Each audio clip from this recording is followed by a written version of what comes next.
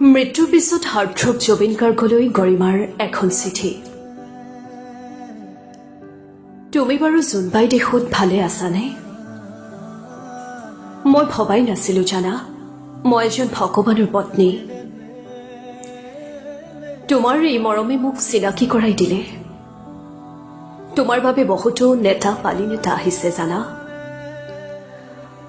সকলোৱে মোৰ এই বিপদত লগ দিছেহি। মই অলপ সাহস পাইছো। প্ৰতিটো জনগোষ্ঠী আহিছে, প্ৰতিটো সম্প্ৰদায় আহিছে। তুমি চাগে গম পাইছাই তোমাক কিমান ভাল পায়। ন্যায়ৰ বাবে যুঁজিম, তুমি চিন্তা নকৰিবা। তুমি মুঠতে অসমৰ ৰাইজৰ ওপৰত আস্থা আৰু বিশ্বাস ৰাখা। তুমি যে কৈছিলা মোৰ মৃত্যুত মায়াবিনী লাগিব, এতিয়া মাথো অসম তথা ভাৰততে মায়াবিনী, কেৱল মায়াবিনী। তুমি যে কৈছিলা মোৰ কোনো জাতি নাই, মোৰ কোনো ধৰ্ম নাই, মোৰ কোনো ভগৱান নাই, মই মুক্ত, মই অসমীয়া, মই কাঞ্চনজংঘা। এতিয়া যে সকলোৱে উপলব্ধি কৰিছে সঁচাই তুমি তেনেকুৱা। তোমাৰ পাৰ্থিৱ শৰীৰ চাবলৈ তোমাৰ কাষত আজি লাখ লাখ জনতা।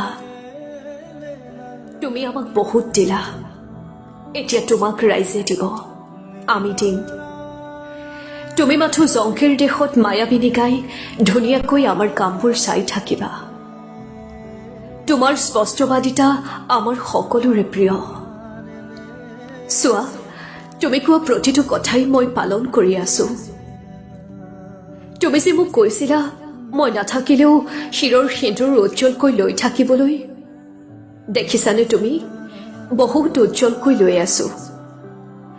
তুমি যে কৈছিলা গোটেই অসমীয়াৰ সন্তান তুমি, মোক যে বাৰে প্ৰতি উপলব্ধি কৰাই আছে। সঁচাই তুমি অনন্য, তুমি ভগৱানৰ এক বিশেষ অংশ। অসমৰ চৌদিশে নামঘৰ, মছজিদ, গীৰ্জা সকলোতে তোমাৰ নামেই শুনি আছো। পূজা মণ্ডপত তোমাৰ মায়াবিনী, কেৱল মায়াবিনী। তুমি বাৰু আকৌ আমাৰ মাজত আহিবানে? এটাই অনুৰোধ তোমালৈ, আহিলে তুমি মোক সপোনত হলেও ঠিকনাটি দিবা। তোমাক দুবাহুৰ মাজত সাৱটি লৈ অকণমান শুৱাই জিৰণি ল'ব দিম। আহিবা তুমি মোৰ কাষলৈ। নিয়তিৰে কাঢ়ি নিলেও তোমাৰ মৰমে আমাৰ পৰা কেতিয়াও কাঢ়ি নিব নোৱাৰে। এটি তোমাৰ মৰমৰ গৰিমা। চিন্তাধাৰা, মাজুলীৰ ৰাজু কলিতা। কণ্ঠ গীতিমণি বৰা। ধন্যবাদ।